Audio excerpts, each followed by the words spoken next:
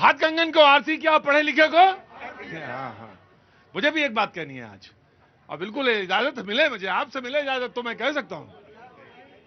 दरअसल जितनी भूख हो उतनी रोटी बनानी चाहिए, उतनी रोटी अपनी थाली में परोसनी चाहिए। आज के समय में यह और ज्यादा प्रासंगिक है। अगर आप ये करेंगे, अपने घर से रोटी लाएंगे, यही पड़ी हुई थी, देख लिया, मैं उठा लिया मैंने। ओ माय गॉड, क्या करें बाबूजी, अन्न का अपमान नहीं, आपका देश के साथ अपमान कर रहे हैं आप। हाँ जी, नहीं, रोडों पे तो पड़ी रहती है, वही जरूरी थोड़ी ना यहां की बात, मैं रोडों पे ही पड़ी रहती है, वही मैं कह रहा हूं।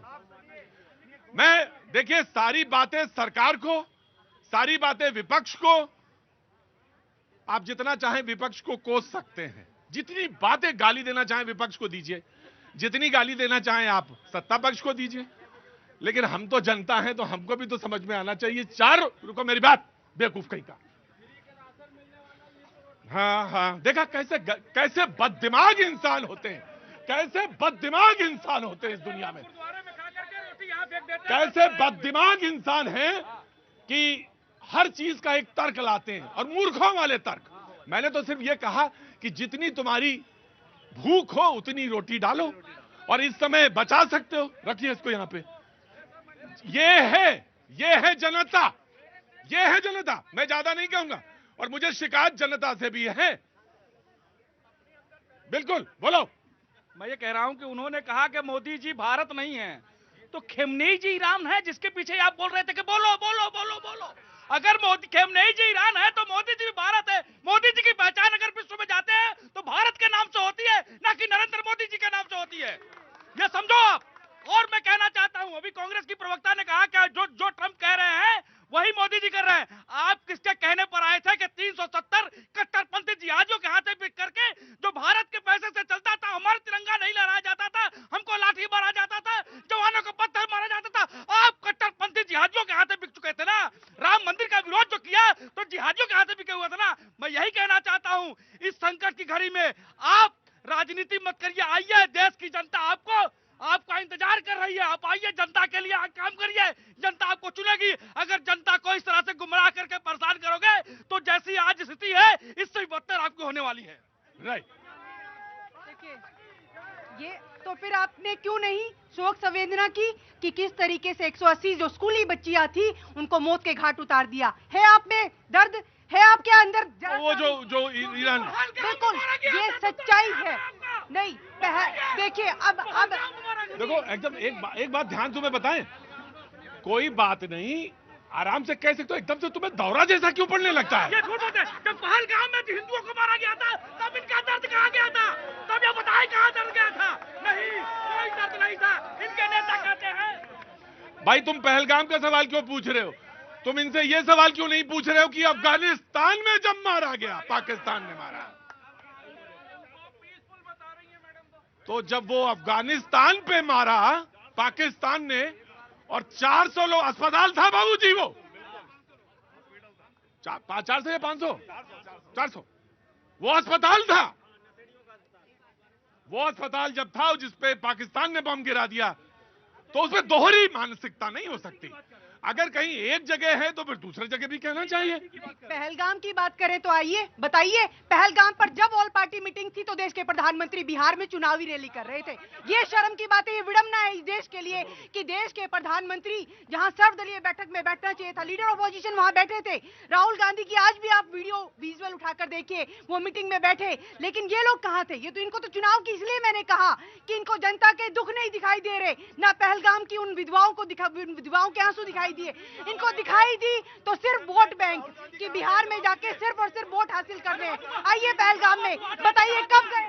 जब प्रधानमंत्री जी सदन में जवाब दे रहे थे, लोकसभा में और राज्यसभा में, तो राहुल गांधी कहां थे? बताना जरा भैया, जवाब दीजिए। ये जवाब नहीं दे पाओगे, और जब जब प्रधानमंत्री जी ने सदन में जवाब दिया है तो राहुल गांधी जी चले जाते हैं। आपको सुनना ही नहीं है, और आपको खाली इस तरीके की बकवास करनी है। अरे भैया, आपको तो पाकिस्तान शांति के लिए शांति दूत समझ में आ रहा है। और मैं फिर से कहूंगा, यदि पहलगांव की मृत्यु, वहां पे जो लड़कियां मारी गई हैं वहां की मृत्यु, और 400 लोग जो अफगानिस्तान में मृत्यु, सब जगह के लिए एक ही बात कही जा सकती है कि शांति होनी चाहिए। शांति होनी चाहिए जी। आम आदमी पार्टी अगेन। अब ये संसद की बात कर रहे थे तो मुझे याद आ गया कि हमारे प्रधानमंत्री वही हैं जो संसद में जब चंद महिलाओं के डर के मारे संसद में नहीं आते हैं। वो अरे अब मैंने आपके बीच में नहीं बोला, मैंने आपके बीच में नहीं बोला। शांति से सुनिएगा, शांति से सुनिएगा कि चंद महिलाओं के डर के मारे वो संसद में नहीं आए। और रही बात मेरी बहन कह रही थी, तो वाकई में अगर कहीं पर भी बच्चों पर हमला होता है, मैं ये ऑटो वाले भैया शायद इनकी भी बच्चियां होंगी, किसी की भी बच्चियां अगर मरती हैं तो उसका अफसोस होना चाहिए और हमारे प्रधानमंत्री जी को उसमें शोक का एक संदेश जरूर देना चाहिए था और उसका विरोध भी करना चाहिए था। अवधेश जी, अवधेश जी, अवधेश, मैं बिल्कुल से डर गए प्रधानमंत्री नहीं। अरे भाई बना लिया प्रधानमंत्री का इन्होंने। शुभेंदु जी, एक मिनट, मैं आ गया। स्वाति मालीवाल जी भी किसी की बेटी थी, किसी की बहन थी, वो भी स्वाति मालीवाल जी जिनको चीफ मिनिस्टर हाउस के अंदर पीटा गया था, वो भूल जाते हैं, वो किसी की बेटी नहीं है। और ये मैडम पाकिस्तान प्रेम दिखा रही है कि वो देखिए शांति चाहता है, ईरान के अंदर समझौता कर रहा है। जो भारत से पैसा लेकर के एक अलग देश बनाया, भारत में शांति ना कर पाया, वो ईरान में शांति कराएगा। आज ईरान ने उसका एक जहाज लौटा दिया, रोक दिया, कह दिया नहीं जाएगा ये। और भारत के प्रधानमंत्री जो है वो तो दबे हुए हैं, उनकी तो कूटनीति इतनी खराब है कि हरमोज के रास्ते रोज जहाज आ रहे हैं भारत के अंदर। तो भारत के अंदर ये नरेंद्र मोदी का अपमान कर रहे हैं। वो भाई कह रहा था हम गैस की जगह चूल्हा जला लेंगे लेकिन सत्ता राहुल गांधी को नहीं चलाने देंगे। ये भारत की जनता जानती है, पॉलिटिक्स नहीं। अवधेश जी, मैंने आराम से अरे वो जवाब है वो इस समय। सर शुभेंदु जी जनता से, शुभेंदु महिलाओं से डर गए नहीं, अरे छोड़िए ना, अरे वो सब जनता देखती है। जब आप विषय से विषयांतर करते हैं तो जनता जानती है कहां पे है। देखिए प्रतीक जी, हम लोग जब कह रहे हैं कि संकट, तो ऐसा लगता है कि भारत कोई संकटों से घिर गया है। संकट तो है, चिंताजनक तो शब्द इस्तेमाल होता ही है। मैं बता रहा हूं, नहीं, संकट क्यों है? संकट केवल इसलिए है कि एक देश ने जो इंटरनेशनल हमारा रास्ता है मैरिटाइम, किसी देश का अधिकार नहीं है कि आप अपनी ताकत की बदौलत जो जल मार्ग है उसको बाधित करिए। प्रधानमंत्री ने कहा है कि यह अस्वीकार्य है, तो उसको एक खोलवाने की बात है। और हमारी समस्या यह है कि हम 90% गैस वहां से लाते हैं, तेल तो हम बाकी जगह से ले आते हैं। तेल का खर्च भी हमने घटा दिया है, क्योंकि रेलवे विद्युतीकरण के कारण प्राइम मिनिस्टर ने कहा कि 150 करोड़ लीटर डीजल हमको कम लेना पड़ रहा है। जो हमने इथेनॉल 20% मिलाए हैं उससे 4.5 करोड़ बॉयलर हमारा थे, तो हम कोशिश कर रहे हैं। हमने सौर ऊर्जा जो है 116 गीगावाट तक पहुंचा दिया है, भविष्य में आने वाले समय में करेंगे। लेकिन यह समय जो है, देखिए ये जो युद्ध है जो 2003 का, आज आपने कहा ना सौर ऊर्जा वाला, तो मुझे आज मैं पेपर पलट रहा था तो मैंने देखा कि यूके में भी उन्होंने कहा कि नया घर बनाना है तो सौर ऊर्जा का आप इंतजाम करिए। आज ही खबर है, मैंने आज ही देखा। सुनिए, तो वहां तक ये सारी बातें हैं। इंटरनेशनल सोलर अलायंस जो है प्रधानमंत्री नरेंद्र मोदी ने भारत के नेतृत्व में 2015 में स्थापित किया था, जब वो पेरिस के अर्थ समिट में गए थे। और 102 मेंबर है, उसका हेडक्वार्टर आप ही के यहाँ गुरुग्राम में है, तो इसलिए उसमें भारत लीड कर रहा है। तो कोई संकट आएगा उसके पहले उसकी व्यवस्था करने को भविष्य में न रहे, क्योंकि हम ज्यादा तेल पर निर्भर हैं। देखिए इस समय की स्थिति यह है कि ये जो युद्ध है 2003 का युद्ध अपने जिन कारणों से हो, भारत सरकार की पॉलिसी है कि हम न किसी के विरोध में है न किसी के पक्ष में है। भारत एकमात्र देश है जो पेजेस्कियन जो ईरान के राष्ट्रपति है उससे भी बात करते हैं, प्राइम मिनिस्टर उसका भी पोस्ट डाला जाता है।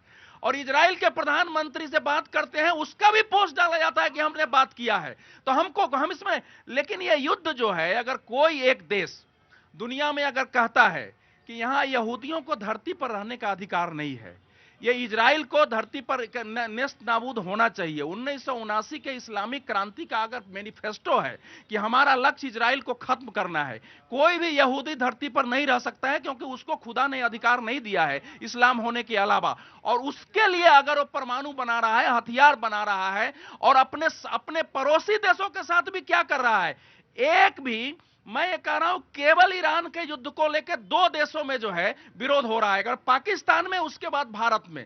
मुझे एक इस्लामिक कंट्री बता दीजिए जो इस समय ईरान के साथ खड़ा है।